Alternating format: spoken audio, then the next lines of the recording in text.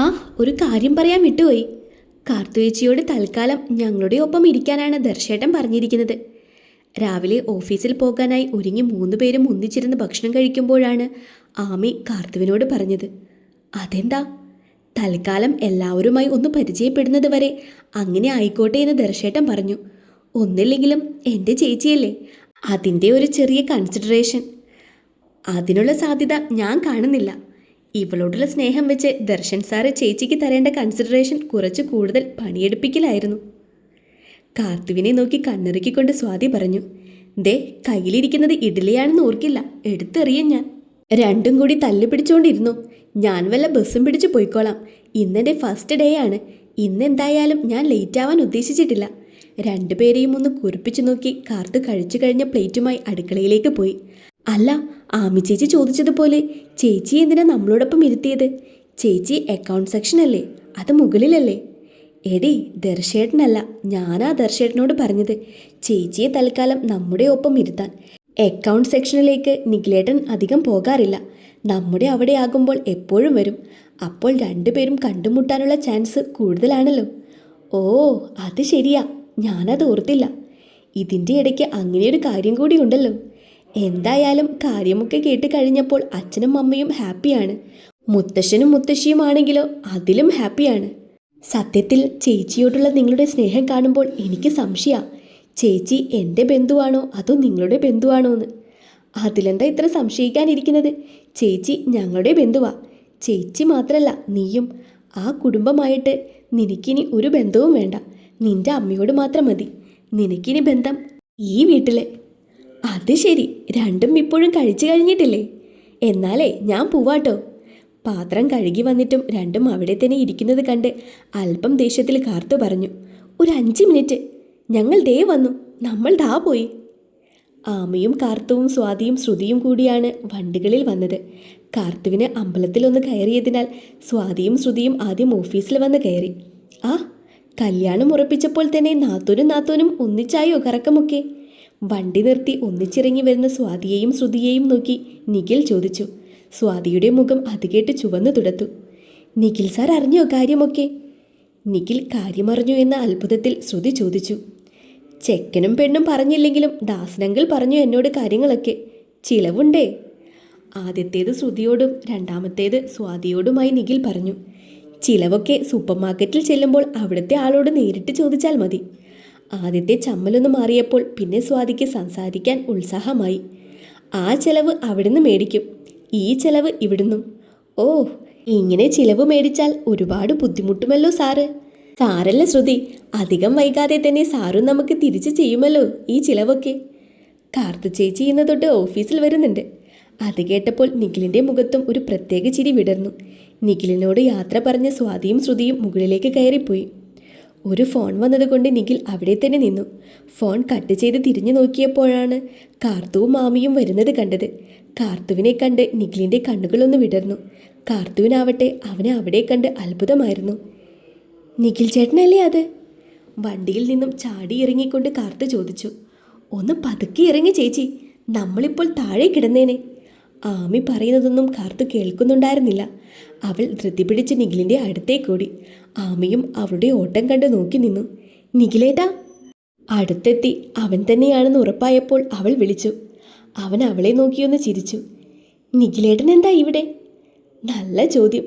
നിഖിലേട്ടനല്ലേ ഈ കമ്പനിയുടെ all in all. ദർശേട്ടൻ്റെ best ഫ്രണ്ടും ഈ കമ്പനിയിലെ ഒരു പ്രധാന സ്റ്റാഫുമാണ് നിഖിലേട്ടൻ. ആണോ എന്ന രീതിയിൽ കാർത്തു നിഖിലിനെ നോക്കി. അതിനും അവനൊരു പുഞ്ചിരി നൽകി. സത്യത്തിൽ അവളോട് ഒരുപാട് സംസാരിക്കണമെന്ന് അവനുണ്ടായിരുന്നു. എന്നാൽ കണ്ടപ്പോൾ വാക്കുകളൊന്നും പുറത്തേക്ക് വരുന്നുണ്ടായിരുന്നില്ല. ചേച്ചി കമ്പനിയിൽ ജോയിൻ ചെയ്ത വിവരം ഇന്നലെയാണ് നിഖിലേട്ടൻ അറിഞ്ഞത്. അവനൊന്നും മിണ്ടാതെ നിൽക്കുന്നത് കണ്ട് ആമി തുടർന്നു. ആൾക്ക് ചെറിയ പിണക്കമൊക്കെ ഉണ്ട്, ഇവിടം വരെ വന്നിട്ടും വല്യമ്മച്ചിയെ കാണാൻ വരാത്തതിൽ. അയ്യോ നിഖിലേട്ടാ, ഞാൻ വല്യമ്മച്ചിയെ കാണാൻ ഇരിക്കുകയായിരുന്നു. ഉണ്ണിയച്ഛൻ്റെ അവിടുന്ന് ഇന്നലെയാ വന്നത്. ഇന്നാണെങ്കിൽ ജോയിൻ ചെയ്യുകയും വേണം. വൈകിട്ട് ഇവളെയും കൂട്ടി പോകാനാ കരുതിയത്. ആമി ചുമ്മാ പറഞ്ഞതാടോ. ഞാൻ അങ്ങനെയൊന്നും പറഞ്ഞിട്ടില്ല. എന്തായാലും സമയം കിട്ടുമ്പോൾ താനൊന്ന് പോയി വല്യമ്മച്ചിയെ കാണണം. വല്യമ്മച്ചി ഇടയ്ക്കൊക്കെ തന്നെ അന്വേഷിക്കാറുണ്ട്. താൻ നമ്പർ മാറ്റി അല്ലേ? കയ്യിലുണ്ടായ നമ്പർ വല്യമ്മച്ചി കുറേ വിളിച്ചു നോക്കിയതാ, പക്ഷെ കിട്ടിയില്ല. കാർത്തു ആമിയെ ഒന്ന് നോക്കി. അത് ആ നമ്പർ ഞാൻ യൂസ് ചെയ്യുന്നില്ല. ഇപ്പോൾ വല്യമ്മച്ചിക്ക് സുഖാണോ നിഖിലേട്ടാ? കുഴപ്പമൊന്നുമില്ല. പ്രായത്തിൻ്റെതായ അസ്വസ്ഥതകൾ ഒക്കെയുണ്ട്. എന്തായാലും നിഖിലേട്ടനെ ഇവിടെ വെച്ച് കണ്ടപ്പോൾ ഒരുപാട് സന്തോഷമായി. നിഖിലേട്ടൻ്റെ അപ്പച്ചനും അമ്മയ്ക്കുമൊക്കെ സുഖമല്ലേ? നിഖിലേട്ടൻ്റെ അപ്പച്ചനാണ് നമ്മുടെ കമ്പനിയുടെ മാനേജർ മാത്യു സാറ്. ആണോ? അപ്പോൾ എല്ലാവരെയും ഇനി എപ്പോഴും കാണാം അല്ലേ? എന്തായാലും ഇന്ന് വൈകിട്ട് ഇവളെയും കൂട്ടി വല്യമ്മച്ചിയെ പോയി കണ്ടിട്ട് തന്നെ ബാക്കി കാര്യം. അതെന്തിനാ വൈകുന്നേരം വരെ കാത്തു നിൽക്കുന്നത്? ഇപ്പോൾ കൊണ്ടുപോകും ചേച്ചിയെ, അല്ലേ നിഖിലേട്ടാ? ഇപ്പോഴോ? എനിക്ക് ജോയിൻ ചെയ്യണ്ടേ? നീ എന്തൊക്കെയായി പറയുന്നത്? അതിനിപ്പോൾ എന്താ, നാളെ ജോയിൻ ചെയ്താലും മതിയല്ലോ. നീ എന്തൊക്കെയാമീ പറയുന്നത്? എനിക്കിന്നാ ജോയിനിങ് ഡേറ്റ് കിട്ടിയിരിക്കുന്നത്. എൻ്റെ ചേച്ചിക്കുട്ടി, ഞാൻ ആദ്യം പറഞ്ഞില്ലേ, നിഖിലേട്ടൻ ഈ കമ്പനിയുടെ ഓൾ ഇൻ ഓൾ ആണ്. ചേച്ചി ചേട്ടൻ്റെ കൂടെ പോയി എന്ന് കരുതി ജോയിൻ ഡേറ്റിന് കുഴപ്പമൊന്നും വരില്ല. നാളെ വന്ന് ജോയിൻ ചെയ്താലും മതി, അല്ലേ നിഖിലേട്ടാ? അവസാനം നിഖിലിനെ വിളിച്ചപ്പോൾ അവളൊരല്പം കന്നത്തിൽ വിളിച്ചു. അത് അവനൊരു സൂചന നൽകിയതായിരുന്നു, കാർത്തുവിനെയും കൂട്ടി ഒന്ന് അവിടം വരെ ചെല്ലാൻ. തനിക്ക് കുഴപ്പമില്ലെങ്കിൽ നമുക്കൊന്ന് പോയി വല്യമ്മച്ചിയെ കണ്ടിട്ട് വരാം. അല്ല, അത് പിന്നെ വേറൊരു ദിവസം പോരെ? അല്ലെങ്കിൽ ഇന്ന് വൈകിട്ട് നമുക്ക് പോയാൽ പോരെ ആമി? വൈകിട്ടൊന്നും പറ്റില്ല, എനിക്ക് നല്ല തിരക്കുള്ള ദിവസമാണ്. ചേച്ചി ചെല്ല്, ദർശേട്ടനോട് നിഖിലേട്ടൻ പറഞ്ഞോളൂ. പേടിക്കാനൊന്നുമില്ല. മാത്രമല്ല, പുതിയൊരു കമ്പനിയിൽ ജോയിൻ ചെയ്തതല്ലേ, വല്യമ്മച്ചിയുടെ അനുഗ്രഹം വഹിക്കുന്നത് നല്ല കാര്യമല്ലേ? അവസാനം ആമയുടെ നിർബന്ധം സഹിക്കാൻ വയ്യാതായപ്പോൾ കാർത്തു നിഖിലിൻ്റെ ഒപ്പം പോയി. കാര്യം എൻ്റെ മോൻ്റെ ജീവിതത്തിൻ്റെ കാര്യമാണെന്നൊക്കെ എനിക്കറിയാം. എന്നാലും ഈ ഓഫീസ് ടൈമിൽ ഇത് വേണ്ടായിരുന്നു. നിഖിലും കാർത്തികയും കൂടി വല്യമ്മച്ചിയെ കാണാൻ പോയ വിവരം ഹരിദാസിനെ അറിയിക്കാൻ വേണ്ടി വന്നതായിരുന്നു ആമി. മാത്യുവും ദാസിനൊപ്പം ഉണ്ടായിരുന്നു. കാര്യങ്ങൾ കേട്ട് കഴിഞ്ഞപ്പോൾ മാത്യുവിൽ നിന്നും ഉണ്ടായ പ്രതികരണമാണ് കേട്ടത്. ഒന്ന് ക്ഷമിക്കേണ്ട മാത്യു സാറേ, മാത്യുവിനെ കളിയാക്കിക്കൊണ്ട് ഹരിദാസ് പറഞ്ഞു. അങ്ങനെയല്ല ദാസ, നിനക്കറിയാലോ, നമ്മളൊന്ന് താഴ്ന്നു കൊടുത്താൽ പിന്നെ നിഖിൽ തലയിൽ കയറും. ഇനി നോക്കിക്കോ, ഇന്ന് മുഴുവൻ ഈ കാര്യം പറഞ്ഞ് അവൻ സൈറ്റിലേക്ക് പോകില്ല. അവനൊരു ഉത്തരവാദിത്തം വരാൻ വേണ്ടിയിട്ടാ ഞാൻ കുറച്ച് സ്ട്രിക്റ്റായിട്ട് നിൽക്കുന്നത്. ഇതിപ്പോൾ അവനായിട്ട് ചെയ്തതല്ലല്ലോ, ആമിമോള് പറഞ്ഞിട്ടല്ലേ. മാത്രമല്ല, അവർ രണ്ടുപേരും കൂടെ പോയി വല്യമ്മച്ചിയെ ഒന്ന് കണ്ടിട്ട് വരട്ടെ. വല്യമ്മച്ചിക്കും ഒരു സന്തോഷമാകുമല്ലോ അത്. അതല്ലടാ, താൻ ഇനി ഒന്നും പറയണ്ട.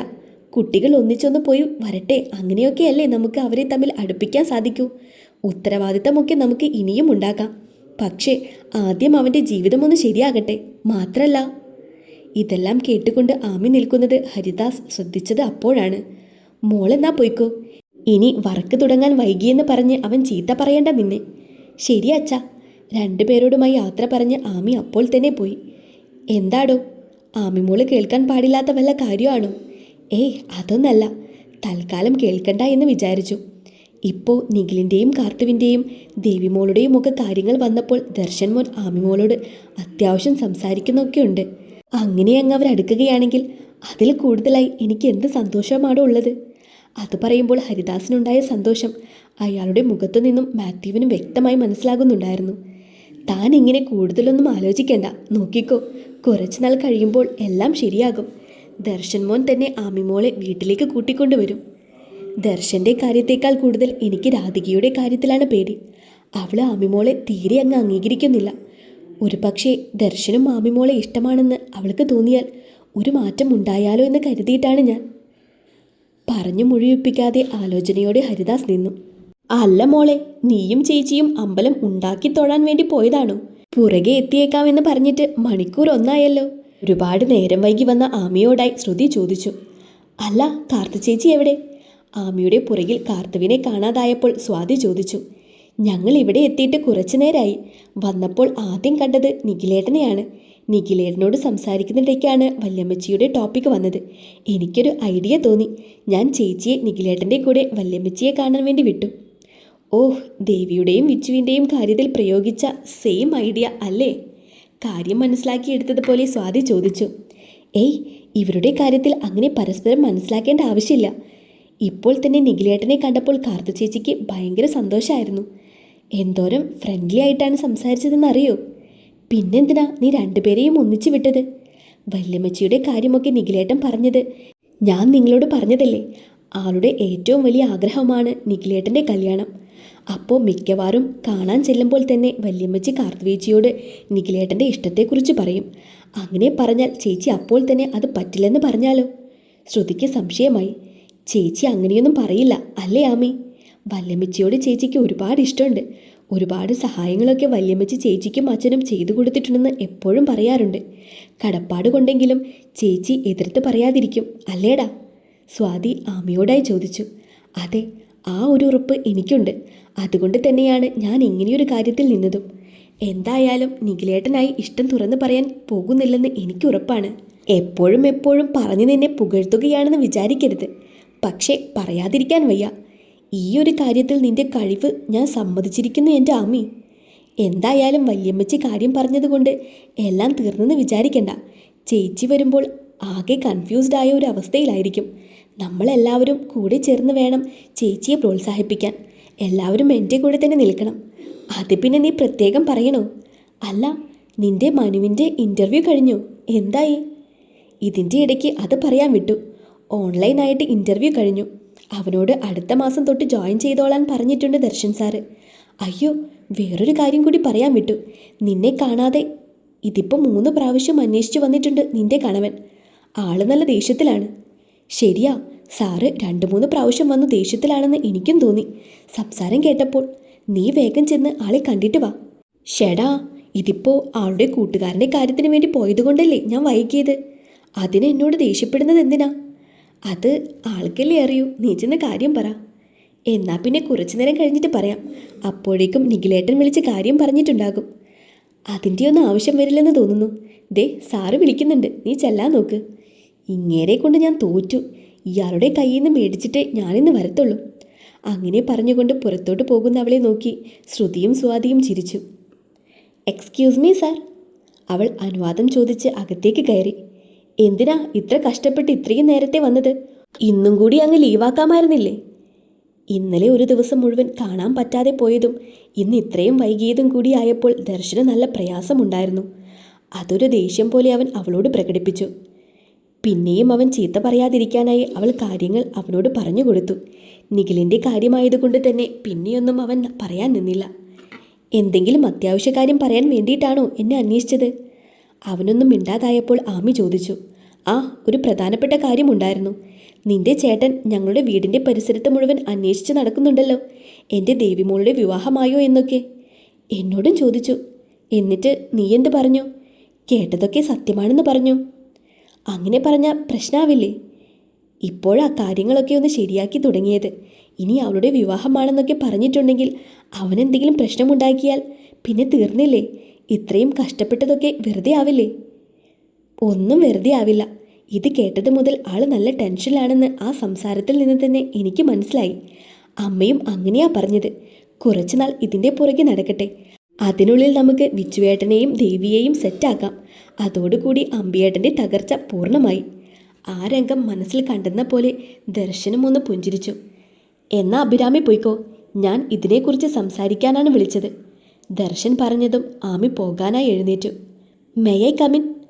അതേസമയം തന്നെ അനുവാദം ചോദിച്ച് വേദിക അകത്തേക്ക് കയറി.